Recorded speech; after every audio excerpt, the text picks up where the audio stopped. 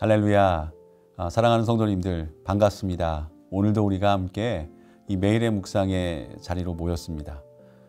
함께 이 매일의 묵상의 시간을 통해서 하나님이 주신 은혜를 마음껏 누리는 그런 시간 되길 바라고요. 오늘은 저와 여러분 함께 창세기 48장에 있는 말씀을 우리 전체적으로 한번 보면서 하나님께서 주실 은혜를 사모하며 이 시간을 기다리길 원합니다. 자, 여러분, 하나님의 백성으로서 하나님을 따르는 삶은 과연 어떻게 사는 것을 의미할까요? 그리스도인이라면 누구나 하나님을 따르며 그분의 영광을 위해 살 것을 요청을 받는데요. 다음의 말씀을 한번 보십시오. 고린도전서 10장 31절에 이렇게 기록되어 있습니다. 그런즉 너희가 먹든지 마시든지 무엇을 하든지 다 하나님의 영광을 위해 하라. 여러분, 그러나 오늘날에는 하나님을 위한 사람보다는 사람을 위한 하나님을 더 많이 보게 되는 것 같다라는 생각이 드는 시대인 것 같아요. 그러나 이에 대해서 성경이 말하고 있는 바는 너무나 명확합니다. 하나님께서는 자신의 영광을 위하여 사람을 만드셨습니다. 이사야서 43장 7절 말씀을 제가 읽어드릴게요. 내 이름으로 불려지는 모든 자, 곧 내가 내 영광을 위하여 창조한 자를 오게 하라. 그를 내가 지었고 그를 내가 만들었느니라. 그러므로 하나님을 위하여 사는 것이 우리 인간의 본분인 것입니다. 전도서 12장 13절도 제가 한번 읽어드릴게요. 일의 결국을 다 들었으니 하나님을 경외하고 그의 명령을 지킬지어다. 이것이 모든 사람의 본분이니라. 여러분, 아멘이십니까? 이것이 우리 인간의 본분인 것입니다. 하나님을 경외하며 하나님의 명령, 즉 말씀을 지키며 그분을 위해 살아가는 삶을 살아가는 것이 우리의 본분이라는 것입니다. 오늘 본문인 창세기 48장은 요셉이 어떻게 하나님을 추구하는 신앙생활을 했는지를 기록하고 있습니다. 오늘은 그 요셉의 모습을 우리 같이 묵상하면서 우리를 향한 하나님 아버지의 마음을 깊이 들여다볼 수 있는 시간을 갖길 원합니다. 첫 번째는 이것입니다. 요셉은 부귀영화를 귀하게 여기지 않았습니다 라는 거죠.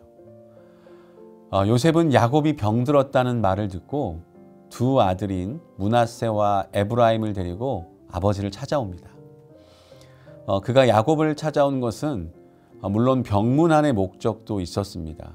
그러나 전체 문맥으로 보아 자녀들에 대한 야곱의 축복 기도를 바라고 찾아온 것으로 볼 수가 있습니다. 사실 요셉은 애굽에서 조금도 부족함이 없는 삶을 산 사람이었습니다. 그는 바로를 제외하고 애굽에서 가장 높은 지위에 있었기 때문에 명예와 부귀를 모두 가진 위치에 있었죠. 창세기 41장을 보면 바로 왕이 요셉에게 이렇게 말한 적이 있습니다.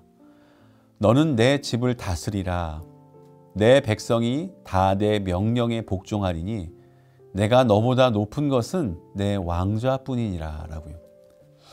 여러분, 그럼에도 불구하고 요셉은 부귀영화를 자녀들에게 물려주기보다는 좀 더 가치 있는 것을 선택했습니다. 즉, 자녀들에게 하나님의 복과 신앙을 물려주고자 했던 것입니다. 그리고 이것은 모든 그리스도인들이 본받아야 할 아주 중요한 신앙인의 태도라 믿습니다. 여러분은 어떠한 유산을 자녀들에게 물려주고자 하십니까? 내가 가진 그 어떤 것보다도 귀한 것이 신앙이요 믿음인 줄 믿습니다. 그리고 그것에 다음 세대 자녀들에게 전해져야 할 가장 귀한 유산이 되는 것입니다. 두 번째, 하나님의 복을 더 귀하게 여겼습니다. 요셉이 이렇게 한 것은 하나님의 나라와 하나님의 복을 더 귀하게 여겼기 때문인데요.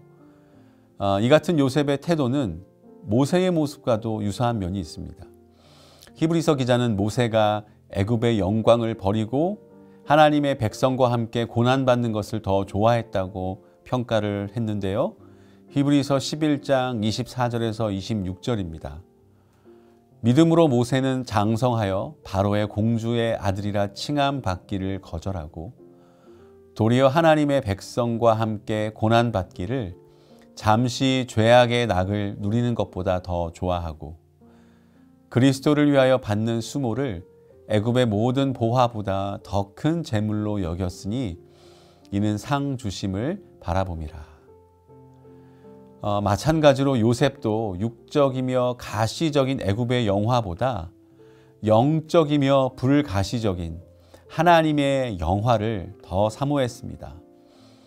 그는 애굽의 모든 것보다도 하나님이 더 중요했기에 부귀 영화를 무시해 버릴 수 있었던 것이죠. 그리스도인들은 하나님과 세상을 함께 취하려는 잘못된 생각을 버려야 합니다. 세상과 벗된 자는 하나님과 원수된다라고 하셨기 때문이고요. 야고보서 4장 4절이 그래서 이렇게 말씀을 해주시고 있는 겁니다. 가늠한 여인들과 세상과 벗된 것이 하나님과 원수됨을 알지 못하느냐.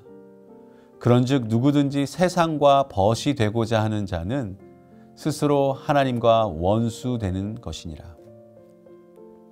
오늘날 많은 그리스도인들은 하나님과 세상에 어찌 보면 양쪽의 다리를 걸치고 기회주의자처럼 살고 있습니다. 그러나 하나님께서는 우리에게 분명한 것을 요구하십니다. 그래서 계시록 3장 15, 16절도 다음과 같이 우리에게 말씀을 해주시고 있는 것이죠. 내가 내 행위를 아노니 내가 차지도 아니하고 뜨겁지도 아니하도다. 내가 차든지 뜨겁든지 하기를 원하노라. 내가 이같이 미지근하여 뜨겁지도 아니하고 차지도 아니하니 내 입에서 너를 토하여 버리리라. 사랑하는 성도님들, 그러므로 우리는 무엇보다 먼저 하나님과 하나님의 나라를 구해야 할 줄 믿습니다. 너희가 먼저 그의 나라와 그 일을 구하라. 그리하면 이 모든 것을 너희에게 더하시겠다라고 하는 하나님의 약속을 여러분 알고 계시고 또 믿고 계시고 소망하고 계시죠? 여러분에게 가장 우선순위는 무엇입니까? 그냥 머릿속에서의 생각이 아니라 삶에서 진정으로 추구하고 힘쓰는 그런 우선순위는 무엇입니까? 하나님을 하나님의 자리, 즉 가장 우선순위에 두고 살아가는 저와 여러분들 되시길 축복합니다. 그리하면 이 모든 것을 더하신다는 약속을 누리는 여러분들 되실 줄 믿습니다. 마지막으로요, 하나님은 그렇게 축복의 약속을 어떻게 신실하게 이루시는가를 오늘 본문인 창세기 48장에서 우리가 명확하게 볼 수 있다는 것을 나누고자 합니다. 야곱의 축복은 에브라임에게 초점이 맞추어져 있습니다. 실제로 에브라임은 12지파 가운데 가장 영향력 있는 지파로 성장을 합니다. 에브라임을 여호수아가 속한 지파로서 가나안 정복에서 주도적인 역할을 감당했습니다. 그들이 차지한 땅은 이스라엘에서 가장 비옥했고요. 또 북이스라엘의 첫 번째 왕 여로보암도 이 에브라임 지파 출신입니다. 그래서 에브라임은 이스라엘과 동의어로 사용되기도 했죠. 이렇게 약속에 신실하신 하나님이심을 우리가 믿는다면 우리는 이 모든 것을 너희에게 더하시리라는 약속도 믿을 수가 있습니다. 이 축복을 맛보아 살아가는 저와 여러분들 되시기를 주님의 이름으로 간절히 축원합니다. 함께 기도하시겠습니다. 살아계신 하나님, 하나님께서 우리를 지으시고 우리에게 원하시는 삶은 하나님을 경외하며 하나님을 사랑하고 하나님의 뜻에 따라 살아가는 것인 줄 믿습니다. 그리고 그러한 삶이 그저 하나님의 만족을 위한 것이 아니라 결국 우리의 행복을 위한 것이고 우리의 복을 위한 것임을 또한 굳게 믿습니다. 주 예수보다 더 귀한 것이 없는 삶이 바로 우리의 삶이 되게 하여 주시옵소서. 그리고 그 주님만이 더하실 수 있는 축복을 누리며 살아가는 우리 모두가 되게 하여 주시옵소서. 약속에 신실하신 예수님의 이름으로 기도드립니다. 아멘.